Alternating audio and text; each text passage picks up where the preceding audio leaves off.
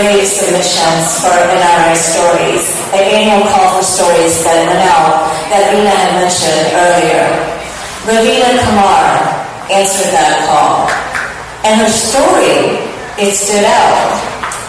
Earning her a place on the stage, she shared her journey of resilience, vulnerability, and the power of finding hope in unexpected places. At just 12 years old, Raveena Kumar's life was changed forever by a spinal stroke that left her paralyzed.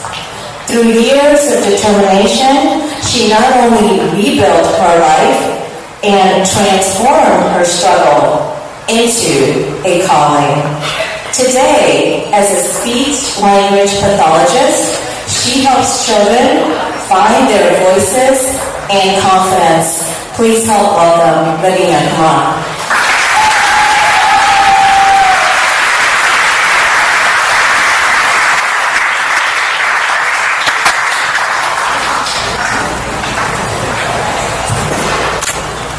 Hello, everybody. On April 28th, 2011, just 1 month before my 13th birthday, I woke up with the worst headache of my life.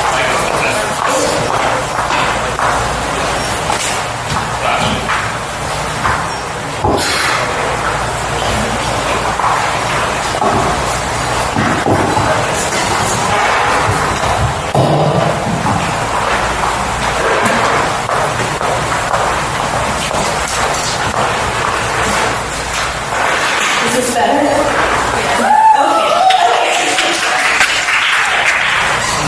On April 28, 2011, I woke up with the worst headache of my life.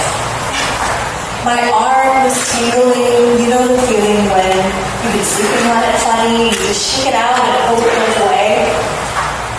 And I did, I shook it out because I was going to take the science CRCT this day. And if you ask any middle school of our life, so I was going to push through because I had to take this test. Until minutes later, when the tingles began to spread. I remember calling for my mom, asking if she could grab me some Tylenol. But somehow, deep down, I already knew.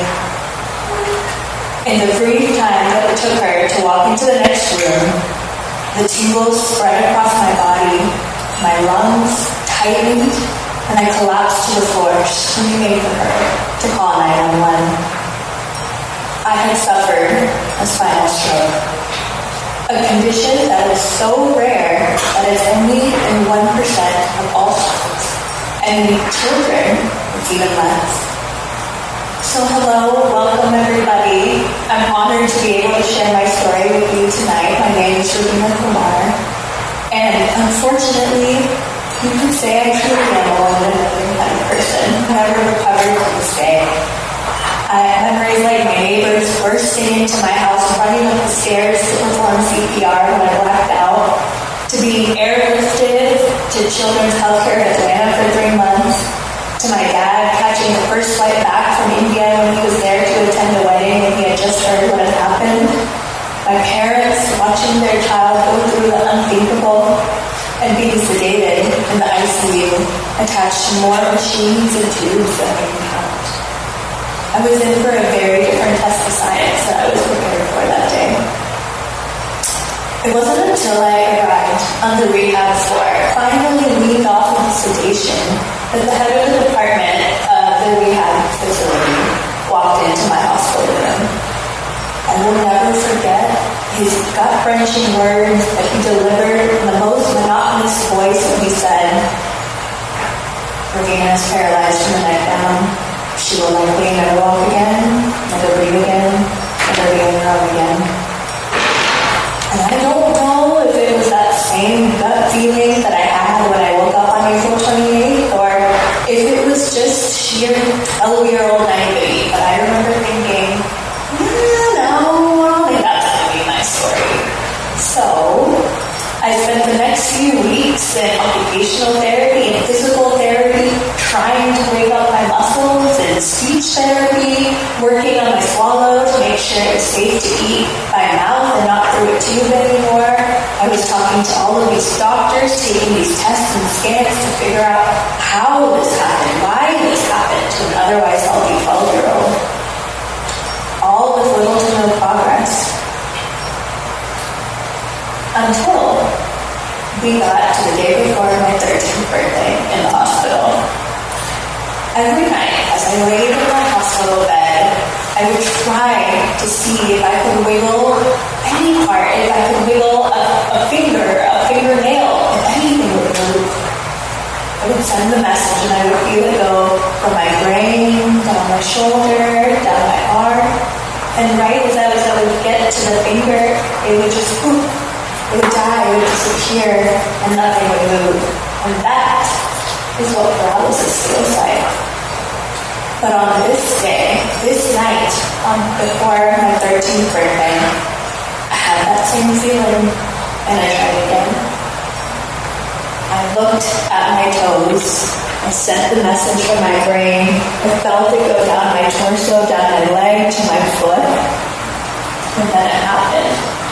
That was the night that I moved my pinky toe. And that is forever the best birthday present I will ever receive, because it was proof that my hope was not for nothing and that I began to reclaim control over my body once again. So over the following few months, I worked tirelessly to regain my function, from holding my head up, to sitting, to standing, to walking, to climbing flights of stairs, this time with plenty of progress to show. Even as I gained mobility during the day, I continued to rely on the ventilator at night to breathe, and this was a dependency that I had till I was almost 15 years old. But as I continued to grow, I went from maneuvering school hallways with a nurse behind me, because it wasn't medically safe for me to be on my own yet, to independently trekking the halls of my college, independently trekking the hills of my college campus. If you've been to the University of Georgia, you know the hills I'm talking about, and they're Georgia. To graduating speech-language pathology graduate school during a global pandemic as a high respiratory risk, having to take almost all of my classes on Zoom because it wasn't safe to be outside. So as I reflect back, now nearly 15 years post-spinal stroke, I realize that two things can be true at once. I can be pulled down by my grief, yet stand here today with pride. I can mourn everything that I have lost, but celebrate everything I have gained. I am confident because of my experiences, yet they are also my deepest insecurities. It's a complicated feeling to hold, but it's a feeling I carry with gratitude, because it's gratitude for the gift of strength. And it's the strength that I see in our healthcare workers. It's in Dr. Boba, who is more than just my favorite hospital doctor. He was the supporter who attached a bouquet of balloons to my wheelchair on my 13th birthday, who took me into a bouncy house at one of our rehab reunions, looked me in the eye and said, "Raveena, you're going to college soon. Do you want to live on your own? Do you want to commute from home? You tell me what you want, and I'm going to go out there and tell your family that that's what you need to do." And I did. I did live on my own in a dorm, even at a time where I thought I was going to be dependent on other people. And he's later the man who wrote my graduate school recommendation letter because he knew that I had what it takes to be a speech-language pathologist. I see it in Susie and Tori, my physical therapists, who are best known as my cheerleaders.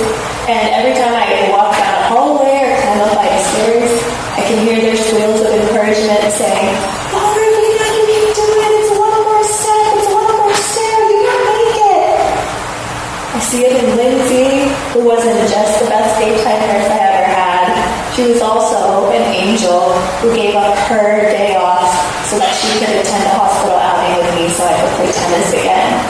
And who, every time she was working, would sneak in a bag of hot frozen Cheetos into my hospital room because she knew it would make me smile. These individuals not only guided my recovery, but also taught me how to advocate for myself, how to share my story, and showed me why I would want to pursue a career in healthcare so that I could form those connections with other people as well. I see it in the strength of my community, so many of which are right here tonight. I see it in my parents who saw their child go through something unimaginable and stuck by her every step of the way. I see it in my aunties and uncles who coordinated a home-cooked meal calendar so that instead of hospital food, our 3-month hospital stay was full of khichdi and sabjis and warm cups of chai, to the point that over 3 months, I think I had a lukewarm bowl of hospital spaghetti one time. I see it in my friends, so many of which are here tonight, who spent so many of their weekends coming to see me in the hospital, even as middle schoolers themselves, who carried my heavy book bag for me through high school and sometimes even in college, who stood by me for high pain days, and even now to come watch me give a speech.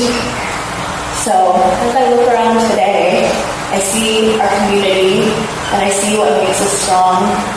It's the fact that we're always here to show up for each other, and we're here to be a safety net for everybody within it. And I see strength within a shared human connection. When I was at the beginning of my speech therapy journey, as a mere high school intern, I remember being in a session with somebody that a physical therapist said was moody and broody and hard to crack. But I learned that she was just a teenage girl who was ashamed of the scars that were on across her chest from whatever medical journey she had been on. And I remember looking at her and hesitating and thinking in my head, do I show her mine?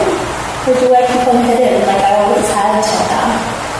But sure enough, I lowered my shirt just enough to show her my identical scar, and I will never forget the way that her smile lit up across her face that day.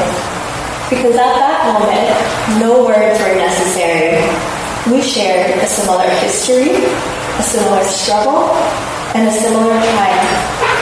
Scars, whether visible or invisible, are not blemishes to be hidden, but they are badges of the battles we have faced and overcome. They are tangible reminders that hardship can lead to growth, resilience, and connection between us. So whether you have been through your own health scare, loss of a loved one, or a life-changing event, I'm sure you've heard the well-intended phrase, time heals all wounds, or everything happens for a reason, more times than you can count.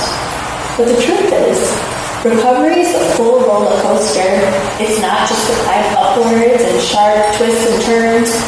It's the sudden drops that happen as well. And currently, I'm in the loop part of my coaster, where the whole world temporarily flips upside down on you again. Somehow, a couple months ago, I managed to injure my already weak shoulder, and it was as if, in a split second, the snap of your fingers, all of my hard work over the last 14 and a half years was ripped away from me. Because I'm back to needing my parents to help me get dressed, to shower, on some days to drive, to eat. And it's hard to face. Recovery is a journey, and the wait for answers can be grueling. But I've been to the amusement park before, and I know this roller coaster. And I know that our loop-de-loops are temporary as long as we're willing to put in the work to make our coasters start coming upwards again. So recovery isn't a straight line with a magical expiration date. It is a lifelong battle. It's having good days and bad days and everything in between that creates true resiliency. Everything may not happen for a reason, but it is our job to create our own reason for everything we've been through. My reason is what drew me here tonight, to connect with all of you, to share my story, to create a career based on helping cultivate connections with other people, because that's where her strength is fostered. So now, I ask you, what will your reason be? Thank you.